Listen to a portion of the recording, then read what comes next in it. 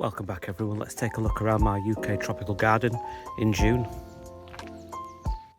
Yeah, so it's the middle of June 2024. Regular viewers will know I like to do monthly updates to see the progress of my garden, but if you're new to the channel, this garden is a UK tropical style garden that I started planting up in summer 2020, so it's about 4 years old. And after you've watched this one, you might want to go and watch the rest of the playlist that shows you the progress of the garden, but we'll get straight into the video by looking at this, the sunny border I call this one. So this has got my mustard basture, you can see. We've had some pretty terrible weather in May and beginning of June, which has shredded all the leaves so far, but they're growing nicely. Lots of pups coming through as well. There's the Euphorbia shilling guy. It's one that I don't see many people growing, but I would recommend trying to track this down because it does flower for most of the summer. This flowers from May until, right up until October, even into November. So it's a great tall euphorbia. You see a lot of these around the garden, these giant scabious, Cephalaria gigantea, something like that for the Latin name. Down at the bottom of this bed, we have got this lambs here. I don't know the Latin name, but that's self-seeded. I planted one plant over there, and this self-seeded a few years ago. Looks really nice spilling over the path. Lots of verbena coming through the beds. Lupins have finished, cut back. So hopefully we'll get a second flush. Never as good, second flush, but hopefully they will come through.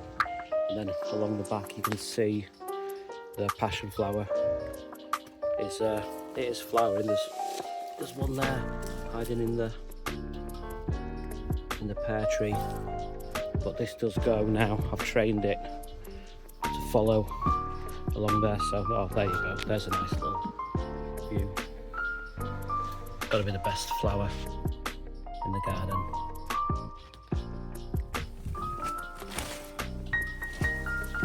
And now from the deck, well, I've put a little temporary tarp on there. I am going to put some corrugated roof on to keep the patio furniture dry, but I've got a couple of my crassula there, jade plants. And we'll go over to the sort of the hammock area, which has been overtaken by this Fargesia ruffer. You can see through there, I've got kind of a bare space it used to get full sun, this bed, until the bamboo shot up, but I've got here, you can see there's my Paulownia tomatosa foxglove tree. It does take a while to get going, it's not the biggest specimen. And then I've planted one of the Sebastian pups there, but I've got more of these tall, look, Cephalaria gigantea, that are one of the tallest freestanding flowers you can grow, apparently. And then the wisteria at the back going wild.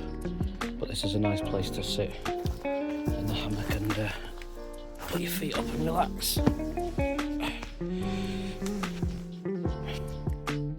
little bit of shade. Then you've got the eucalyptus tree above.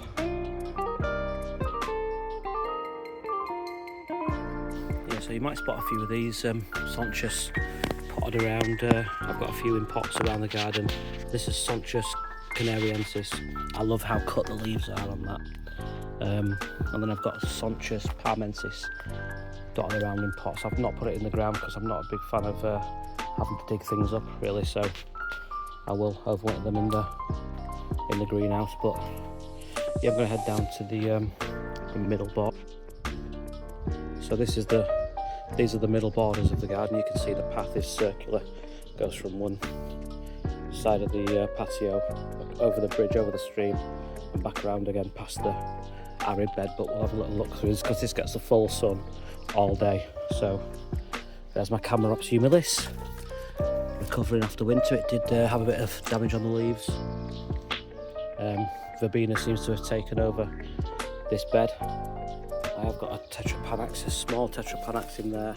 And I've got this is the Persicaria red dragon. Got that everywhere. Little trackie down there. And then this is a stream that that came with the garden, but it was sort of bare. There was only water hyacinth growing either side. It was kind of an alpine rockery vibe, and I wanted to cover it and then grow mind your own business over the rocks. So you can see it's growing. Hoping it'll cover the rocks eventually, that making it more look like a jungle, lush jungle vibe. This Fatsia japonica is in direct sun, so it does look a bit yellow, but this one looks a little bit better, that's hiding under the trachea. At the front here we've got the red Apocus Niphophia, and this yellow one seems to have gone over really quickly. And it's growing, setting seed. I'll cut them back and I do get a second flush if I'm lucky, but this orange one seems longer lasting. There we go for some nice figs. Thank you to the people who did let me know about figs having inverted flowers. Very fascinating. I never knew that. You do learn something new all the time with plants. I'm going to move around this border and take a look here. So we've got the echinacea coming through. We've got the achillea just turning yellow there. If you take a look there, look, you can see. And they'll flower all summer if I keep cutting them back. Lots of Rudbeckia, but they won't flower until August. Then I've got my two twin Tetrapanax in here. Really interesting to see. This was the first big leaf this year after they died back to the ground, and then there's deeper lobes, I suppose. I don't know if you call them lobes, but deeper lobes on the newest leaves. And then moving round, I think this is a great view here from the deck over the bridge with the bamboo on one side, and then we've got the Miscanthus giganteus on this side. And one of the issues I think with these Miscanthus grasses is they always leave a hole in the middle, and you can see it's a bit bare in the middle, and I've had to tie it back because it's sort of leaning over the path. If anyone has a similar problem, I'd like to know any possible solutions. I think possibly next year digging it up, turning it round, and sort of trying to fill that gap and stop it from bunching up on the edge of the path edge in there, because obviously it does want to expand. And then over the bridge we've got the self-seeded foxglove there, but we've got the Arundo Donax here, which is I don't know, of the two giant grasses that most people grow in tropical gardens, I think this is not as nice looking as the Miscanthus ones. It looks a little bit, I don't know, a little bit awkward. But it should. I do normally get thicker clumps later in summer. The first few are quite small, but looking around there you can see the rest of the path. So this way we'll go to the greenhouse. I'll do a quick greenhouse tour at the end, later in the video, and then we'll have a little look first at this what I call the shady bed. Right, yeah, this is the shady border. So we've got the you might have seen a video earlier in the year that this is the Miscanthus lutipicarius or something along those lines, but you can see I did plant a few pieces of root from Ben at Cliffbank Nursery, and you can see at least, well, one of them at least has taken, so that should be spectacular next year, but not much this year. And in amongst of all this begonia, I always forget, and these ferns, you can see I have got a barrel pond down there that is totally overgrown, but it's got a lily in there, it's got some other things, some oxygenators, and it's got plenty of newts in there. And then if I zoom in on the cord line, you can see I've cut back the huge flower spike. Amazing flower I had earlier in the summer, smelled amazing, but I would rather it put its energy into growing rather than producing berries or seeds. There seems to be like an awkward growth there now, so I don't know whether that will split off into two trunks now that it's flowered. Be interested to hear from anyone who does grow that one. There's the band Gunnera, I will have to water this every day. Not my favourite job, but it comes with the territory of growing bog plants, I suppose. But I always find it hard to stop the leaves from browning. A couple of tetrapanax pups that I've potted up, and this is a Pinellia pedicecta, something like that. And then moving around, this is just a big massive foliage now. It does need I think this is the widest angle I can get on the camera, and it's really hard to see what's going on here. But we've got a massive fatsia, loads of bamboo dotted around, huge cardoons growing up there, flowering.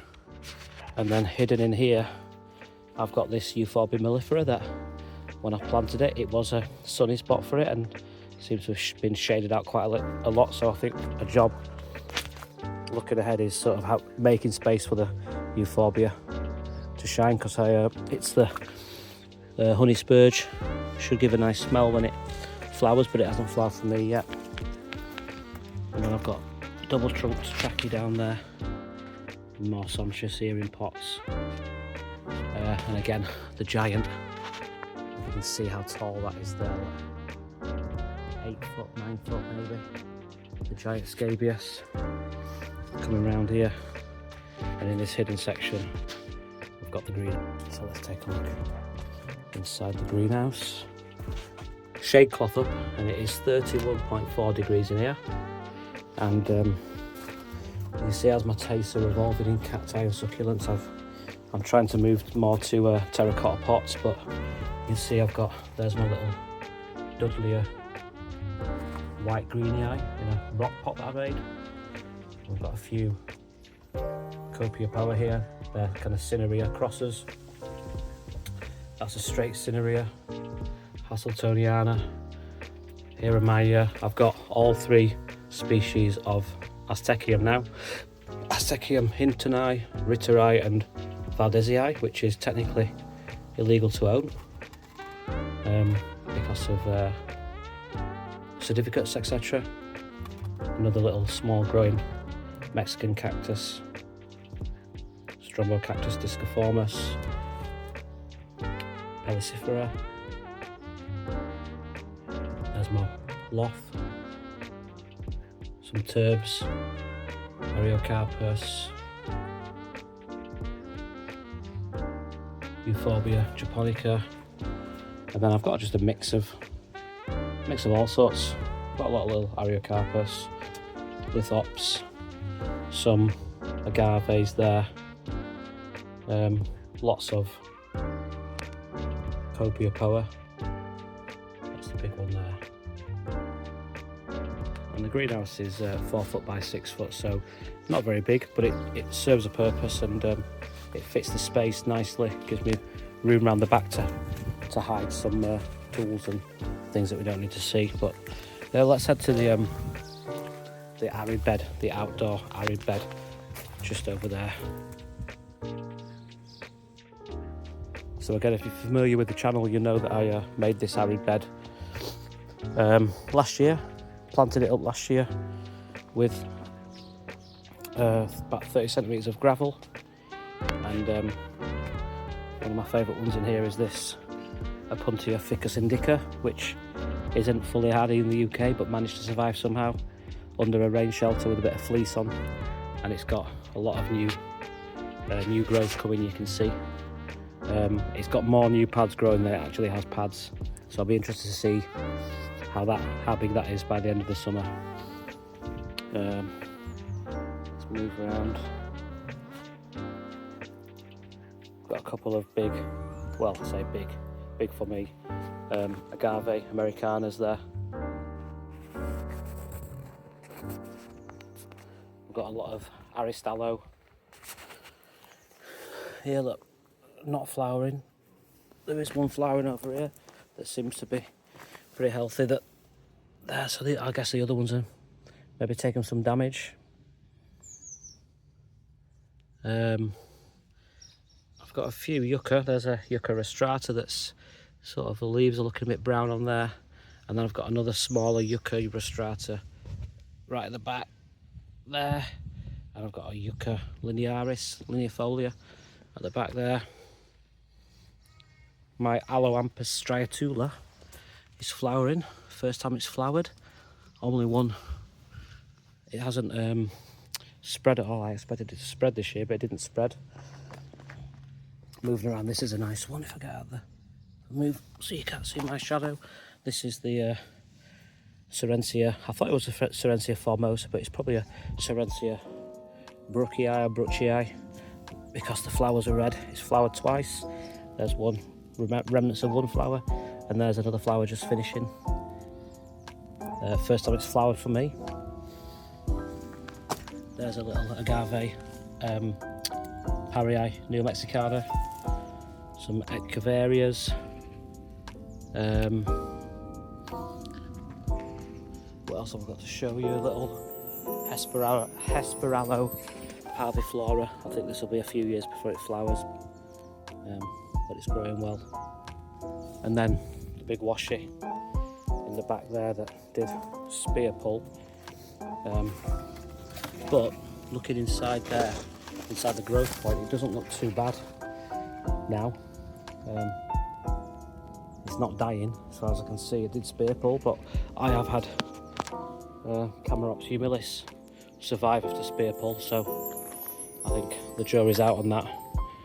I'd like to know what anyone thinks if they grow it. I don't think many people grow it successfully outside of London and the southwest. But that's it from my UK tropical garden. Do drop me a comment, let me know how your garden's looking at this time of year, whether you've got any similar plants to me. And yeah, thanks for watching. See you in the next one.